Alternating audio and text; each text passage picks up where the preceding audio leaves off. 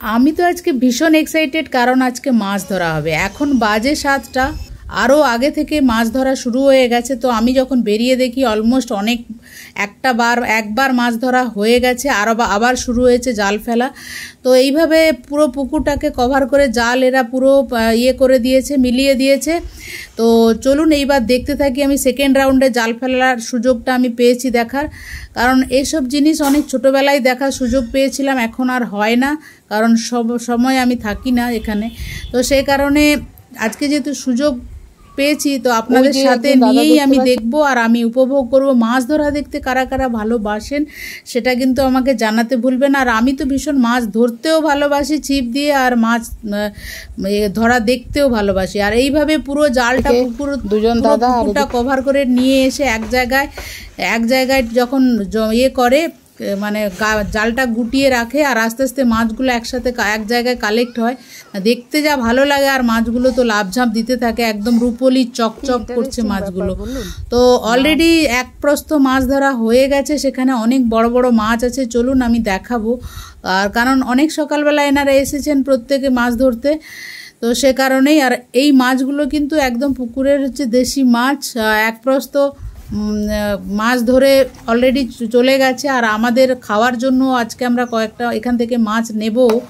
তো এখানে বিভিন্ন রকমের মাছ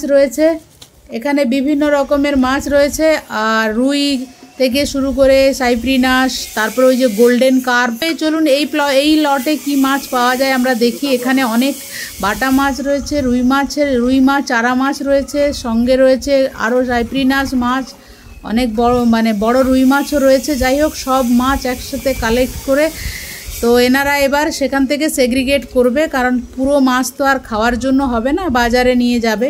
তো সে কারণেই মাছটা আজকে ধরা হয়েছে, কারণ অনেক গরম পড়ে গেছে, জল অনেক শুকিয়ে গেছে মাছ, তার কারণে অনেক গরমে এত কম জলে কিন্তু মাছ ভালো থাকে না। সে কারণেই কিছু মাছ ধরে বাজারে দিয়ে দেওয়া হচ্ছে আর কি।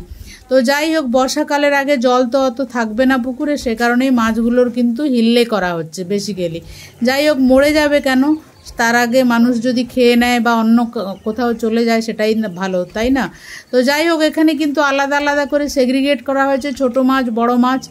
তো চলুন। আর ছোট মাছও অনেক আছে, ওগুলো ছোট মাছ। এখান থেকে কিছু মাছ নেওয়া যাবে খাওয়ার জন্য, তো সেটাই আজকে দেখব। আর এই মাছ ধরা আপনাদের কার এরকম দেখার এক্সপিরিয়েন্স আছে বা সেটা আমাকে কিন্তু কমেন্ট করে জানাতে ভুলবেন না। আর এই দেখুন, মাছ কিন্তু এবার হাঁড়িতে ভরে নিচ্ছে। আগে সেগ্রিগেট করা হয়ে গেছে ছোট, বড়, মাঝারি আর কি মাছ। সেখান থেকে এবার বাজারে কি নিয়ে যাবে, কোনটা আগে যাবে কোনটা পরে যাবে, সেটাই কিন্তু সেগ্রিগেশন করছে এনারা। আর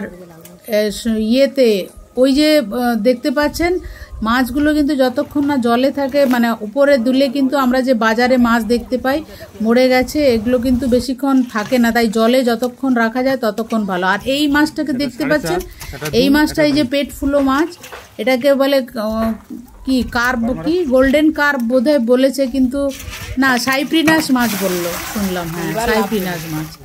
আর এই যে মাছগুলো আলাদা করা হয়ে গেছে, রুই, কাতলা, আর এইগুলো একসাথে নিয়ে বোধহয় বাজারে যাবে।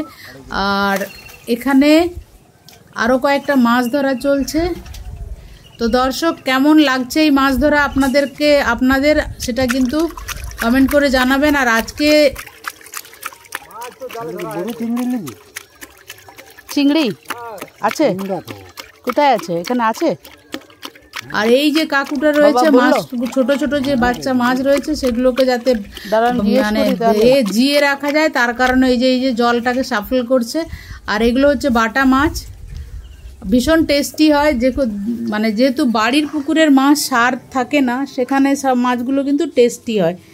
আর এই অল্প দিনের মধ্যে যে মাছগুলো আমরা বাজারে পাই সেগুলো কিন্তু খুব একটা ভালো নয়। আর এই যে অ্যাট্রাকটিভ আমাদের আজকের হচ্ছে বিনোদনের মাছের পর্বের মেন উৎস হচ্ছে গোল্ডেন কার্প। দেখতে কিরকম দেখুন, গোল্ড পুরো একদম, ওরে না দেখতে।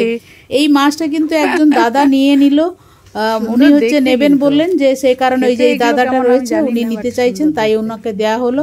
1 কেজি 300 মতো রয়েছে এটা, আরও নাকি বড় হয় বললো। আর এই যে চিংড়ি মাছটা দেখতে পাচ্ছেন, এই চিংড়ি মাছটা কিন্তু আজকে আমরা নেব, আমাদের বাড়ির প্রয়োজনে যতটা দরকার ততটাই নিচ্ছি। আর চিংড়ি মাছগুলো দেখুন, আপনাদের দেখাবো, দাঁড়ান ওজনটা হয়ে যাক। এই যে দেখতে পাচ্ছেন চিংড়ি মাছগুলো ভীষণ একদম জ্যান্ত, আর দেখে তো মনে হচ্ছে এখনই কড়াই হচ্ছে ভাপা বানিয়ে খেয়ে নিই, তাই তো?